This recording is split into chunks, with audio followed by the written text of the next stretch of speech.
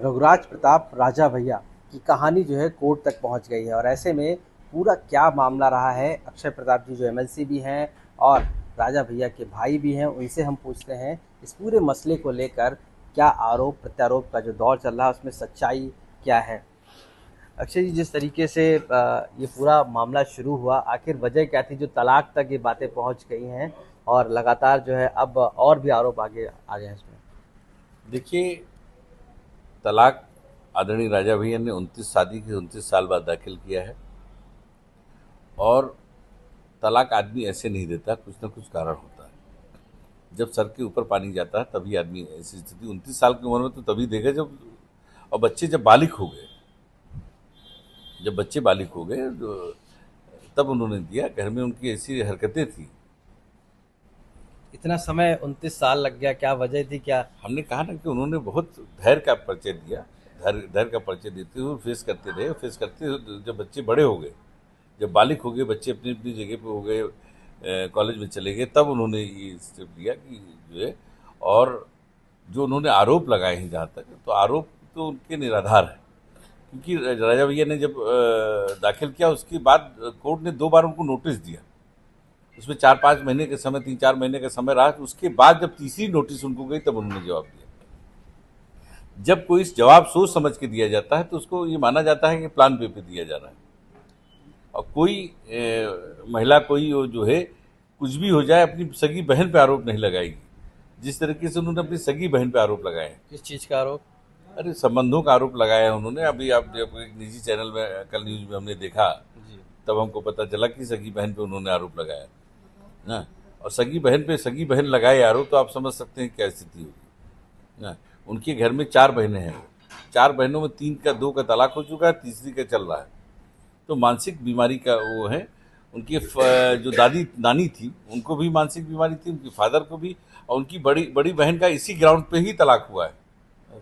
इसी ग्राउंड पे उन मानसिक बीमारी की वजह से ही तलाक, उनका मानसिक इलाज भी चला है, मानसिक बीमार भी थी, इस वजह से उनको भी मानसिक प्रॉब्लम है।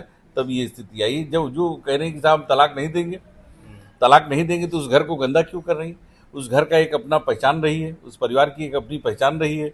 हमने बताया पहले भी जैसा कि भैया के फादर 14-18 साल की उम्र में उन्होंने कांग्रेस ज्वाइन किया था और सबसे पहले विदेशी कपड़ों की जलाया था बद्री में। गांधी जी को 2,500 रुपये उन्होंने आज़ादी की लड़ाई में दिया था और बराबर उसमें सहयोग करते रहे। तो ऐसे स्वतंत्रता सेनानी के परिवार से आदरणीय राजा भैया हैं। वो उनके गवर्नर भी रहे, बाबा साहब पहले गवर्नर जो है हिमाचल के रहे। लेकिन आरोप लगा कि गोली भी चलाई है, कई महिलाओं के साथ जो संबंध है, इस तरीके की भी आरोप लगाए तो वो हैं। तो अगर अपनी बहनों के साथ भी बैठे रहे तो वो उनकी आदत थी कि वो आरोप लगा देती थी। इसको क्या करिएगा अब जो है। हम तो देखते थे किसी से अगर मुस्कुरा के बोलते तब भी साहब इनसे संबंध है, क्या बात है आपके। तो इस टाइप की भाई, इसीलिए तो 29 साल झेला, तभी तो जब सर के ऊपर पानी गया तो तलाक दिया उन्होंने। आप लोगों की तरफ से लीगल क्या एक्शन ले रहे हैं? आप लोग लीगली क्या आपने नहीं, किया ये है? मामला तो कोर्ट में चल रहा है, लेकिन अभी एक निजी चैनल जिस तरीके से किया कि साहब आप पे भी तो कानून, आप चौथे स्तंभ है, इसका मतलब ये थोड़ा कि आप जो है कानून से ऊपर चले जाएंगे। अगर कोर्ट में कोई वकील बहस करता है तो किसी महिला का मामला होता है तो नाम नहीं लेता, उसका काल्पनिक नाम लेता है। और आप सीधे सीधे कह रहे हो कि फलाने सिंह और ये उनके साथ ये हुआ, जैसे आपके मेडिकल रिपोर्ट और सारी जांचें और सब कुछ कोर्ट में उन्होंने खाली आरोप लगाया है ना, सिद्ध तो नहीं हुआ आरोप। और बिना सिद्ध हुए आप पूरा चला रहे हो, किसी की छवि खराब कर रहे हो। इन पे हमने आज भी वकील क्या हो क्या रहे हैं, वो कलतनामा दे के आ रहे हैं, मानहानि मुकदमा करेंगे। एक महिला का भी घर बर्बाद किया उन्होंने, हमारे नेता का तो छवि धूमिल की। लेकिन आपकी तरफ से जो मांगा जा रहा है एक तरीके से डाइवोर्स की जो फाइल है, लेकिन वो तो मना किया जा रहा है कि डाइवोर्स नहीं दिया जाएगा। और ऐसे देखिए, में फिर ऐसा है, कैसे? हमने आपसे पहले भी कहा कि इन्होंने लिख के एक मुकदमा हमारे ऊपर उन्होंने कर रखा है कंपनी के ऊपर। तो कंपनी के मुकदमे में उन्होंने दिखाया कि राजा भैया के साथ तो 7 साल से साथ नहीं रहती है। और कोर्ट मानती है 2 साल अगर कोई व्यक्ति अपनी 2-3 साल अगर पति के साथ नहीं रह रहा है तो उसको माना जाता है कि तलाक के रूप में माना जाता है। ऐसी स्थिति में जब 5-6 साल से साथ नहीं रह रही तो उस राउंड को लेके हम लोग जब साथ ही नहीं रहे तो राजा भैया ने कहा हम लोग लीगली अलग हो जाते हैं। एक सवाल और था अक्षय जी कि आप पर भी कई आरोप लगा दिए थे और कहीं ना कहीं बीच में दरार पैदा हो गई थी अक्षय आपके और राजा भैया के नहीं, बीच। हमारे और राजा भैया में कभी दरार नहीं पैदा हुई। जी। ये गलत बात है। और उनके आरोप लगाने से हमारे संबंध, हमने कहा 3 पुरुष की हमारी दोस्ती जो है इतनी कमजोर नहीं है कि उनके आरोप लगाने से कहीं गड़बड़ हो सकती है। वो क्यों आरोप लगाए थे, क्या वजह थी? अब क्योंकि ऐसा है कि उनका तो कोई सगा है नहीं, उनका तो सगा होते भी सगा नहीं है। अपनी माँ को मार रही है, उस बाकायदे वो भैया से मदद मांग रही टेलीफोन पे, उसकी रिकॉर्डिंग हमारे पास है। जब जो अपनी माँ के साथ पिटाई कर सकती हैं, जो अपनी बहन पे आरोप लगा सकती हैं, इनको क्या कहेंगे आप जरा बताइए? मानसिक बीमार नहीं कहेंगे तो क्या कहेंगे, ये हमको आप बता दीजिए।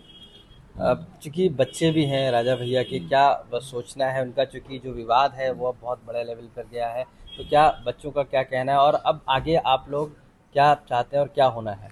देखिए, मामला तो कोर्ट में चल रहा था, जी। कोई हम लोगों ने कोई ऐसा आरोप नहीं लगाया है कि राजा भैया की तरफ से जो हुआ है उसमें कोई आरोप नहीं लगा है। उसमें खाली ये कहा गया है कि माँ के साथ बिहेवियर अच्छा नहीं था, वो माँ से अलग रहने के लिए कहती थी।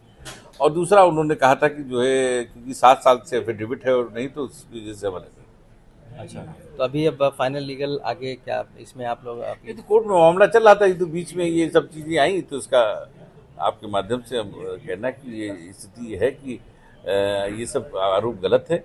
सोच सोच समझ के अगर कोई आरोप लगाया जाता तो हमेशा फर्जी होता है। अगर ऐसा हुआ था तो तत्काल बोलना चाहिए था। और फिर हमारे जब राजा भैया की तरफ से कर दिया गया कोर्ट में, उसके बाद आप आरोप लगा रहे हैं, इतने दिन बाद आरोप लगा रहे हैं। पहले तो भाई जो भोगी होता है वो पहले कोर्ट जाता है, उसके बाद आरोप लगाए। पहले आपको आरोप नहीं दिखा था क्या? इतने दिन तक आरोप नहीं दिखा था क्या? तो अक्षय प्रताप जी, साफ तौर से मानना है कि जो भी आरोप अब लगाए जा रहे हैं वो पूरी तरीके से निराधार है, और ऐसे में जो कोर्ट में मामला चल रहा है उसको लेकर एविडेंस है और उन सभी पर आगे अपनी कानूनी राय लेके बात रखी जाएगी। लखनऊ से कैमरा पर्सन रोहित सिंह के साथ आशीष श्रीवास्तव, आज तक।